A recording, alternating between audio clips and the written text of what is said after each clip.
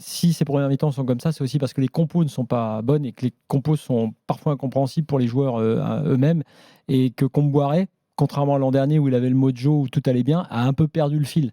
Et ça se voit un peu aussi dans son attitude assez résignée pour l'homme qu'il est. Si vous lisez ses interviews récemment, ça se sent un petit peu aussi sur cette fin de cycle. Et sur ses compos, bah là, effectivement, c'est incompréhensible. Alors, celle de la Coupe de France, lui-même a expliqué pourquoi il s'est justifié, mais elle était difficilement compréhensible. Et bien sûr qu'il a des raisons pour lesquelles il met Blas sur le banc, sans doute. Néanmoins, c'est une compo un peu bizarre. On avait un supporter nantais qui lui-même était assez étonné. J'ai eu beaucoup de messages, j'ai échangé aussi là-dessus pendant le match. Donc, je pense quand même que, bien sûr, les joueurs sont responsables parce qu'ils ont eu la tête à la coupe. Mais là aussi, en termes de management, ce Comboiré-là, qu'on connaît si fort, n'a pas su les remotiver pour le championnat. Voilà, il a été un peu impuissant. Et je le disais dans l'avant-match, j'ai l'impression qu'il a usé un peu toutes les ficelles.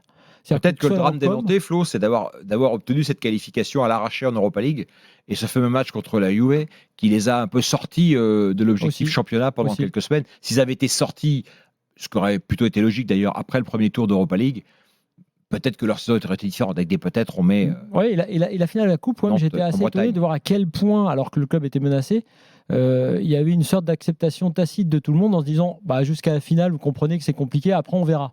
C'est un gros risque qui a été pris. Effectivement, on a vu une différence vraiment flagrante ce soir entre. Il n'y a pas plus de génie à Brest qu'à Nantes, évidemment. Il n'y a pas plus de joueurs de qualité à Brest qu'à Nantes. Par contre, il y a une équipe à Brest, il y a des joueurs qui sont investis d'une mission, il y a des joueurs qui sont chacun dans leur fonction et dont on sent qu'ils sont au maximum de leurs possibilités.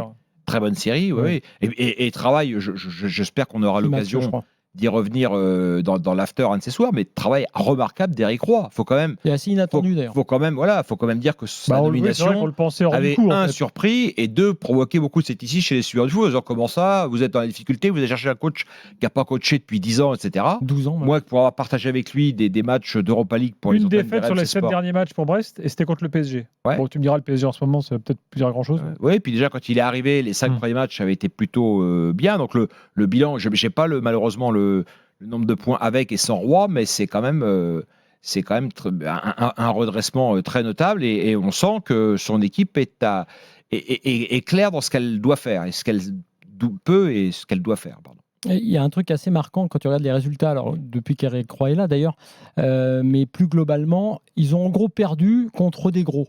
PSG, Rennes, Lille, Monaco, Lyon. Je parle de grosses équipes, de gros budgets. Et globalement, ils ont pris leurs points, comme il le faut quand tu joues le maintien, contre des nuls ou des victoires, contre les autres. Et ça donnait aussi l'idée de ce qu'allait être ce match ce soir. Entre une équipe Nantes, qui a rêvé Europe, comme tu l'as dit, qui a rêvé finale de coupe, et qui n'a pas le mental de joueurs, notamment pour certains comme Blas, pour aller jouer le maintien. Et puis des joueurs brestois qui, eux, savent que de toute façon, depuis des mois et des mois, ils vont devoir jouer le maintien, ils vont devoir sortir le bleu de chauffe. Et je pense que dans ces moments-là, l'équipe qui a cette petite dynamique de combattants et du bleu de chauffe est supérieure à une équipe peut-être plus talentueuse sur le papier.